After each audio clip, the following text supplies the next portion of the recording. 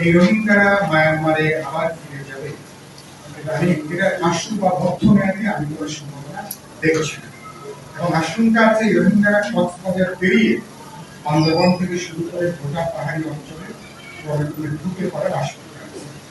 আমি অনেক বিষয় আগে অনুষ্ঠানে জানেন আমি ব্যক্ত করছি, এবং নতুন মাত্রা, নতুন চেহারা নেবে, নতুন বৈশিষ্ট্য নেবে, নতুন সম্পদ টানা বাঁধার আশঙ্কা আছে। সুতরাং এটা এখনই যদি একটা জাতীয় কমিশন ফর্ম করে সরকার অগ্রাধিকার মধ্যে এনে তাদেরকে যদি বাধ্য করা যায়, আমি মনে করি এর একটা যৌক্তিক একটা সমাধানের জায়গায় পর্যায়ক্রমে আমরা আসতে পারবো। শেষ করবো আমি যেটা বলি, বাংলাদেশকে যদি একটা আধুনিক গণতান্ত্রিক রাষ্ট্র বলে দাবি করতে পারে, সরকার যদি দাবি করে, গুরুত্বপূর্ণ হলো আমার ধর্মীয় সংখ্যালঘুরা নিরাপদ আছেন কিনা, তাদের অর্থনৈতিক সামাজিক অবস্থা কি, সাংস্কৃতিক অবস্থা কি, সেটা দেখার ব্যাপার। জাতিগত সংখ্যালঘুরা তাদের সামাজিক অবস্থা, অর্থনৈতিক অবস্থা, তাদের সাংস্কৃতিক বৈচিত্র্য, ভাষাগত তাদের যে অধিকার, এবং সেই জায়গাটাকে যেটা সাংবিধানিকভাবে নিশ্চিত করা হবে, সেই জায়গাটা কতখানি কোন মাত্রায় আমরা পাচ্ছি।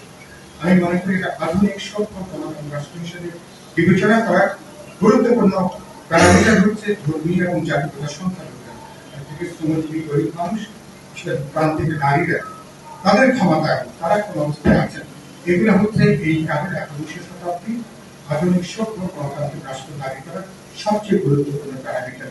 তারেক রহমানের নেতৃত্বে এই সরকার যদি সফল হতে হয়, তারা যদি একটা, যেটা তারা বলছেন, তারা একটা রেইনবো নেশন করবেন, তারা একটা একটা বহুত্ববাদী সমাজ তারা তৈরি করতে চান, এই বিষয়গুলোকে কেবল গবেষণার বিষয় হিসেবে না, বাস্তব রাজনৈতিক পদক্ষেপ হিসেবে বিবেচনার মধ্যে নেওয়া দরকার, এবং সে আলোচনাগুলো আসা দরকার। শেষ বাক্যটা হচ্ছে, লড়াইটা মাঠে জারি রাখতে হবে। পাহাড়ের লড়াইটা শুধু পাহাড়ি জনগণের নয়, পাহাড়ের লড়াইটা হচ্ছে সমতলের মানুষদের বড় লড়াই।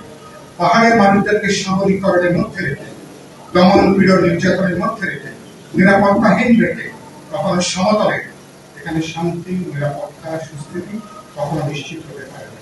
সুতরাং একটা কম্প্রিহেন্সিভ আইডিয়া, অ্যাটিটিউড, চিন্তা, দৃষ্টিভঙ্গি, অবস্থান আমাদেরকে তৈরি করা দরকার।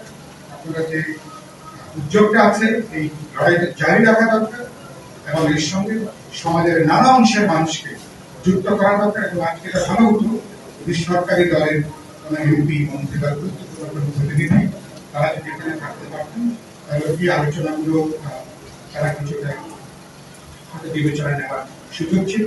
আমি আশা করি যে আপনারা নিজের প্রস্তাবগুলো করলেন, কিভাবে সরকারের কাছে যদি মনে করেন যে কিভাবে আমরা উদ্যোগ দিতে পারি, আমরা এবার উদ্যোগ নিই। আমার দিক থেকে, ওয়ার্কার্স পার্টির দিক থেকে আমরা কিছু প্রশ্নে আমরা নতুনভাবে চিন্তা করছি, প্রস্তাবনা আছে। তারপরও বেসিক্যালি আমরা আপনাদের লড়াই, আপনাদের আন্দোলন, আমাদের সরকারের পাশে কয়েক বছর ধরে আছি, আমরা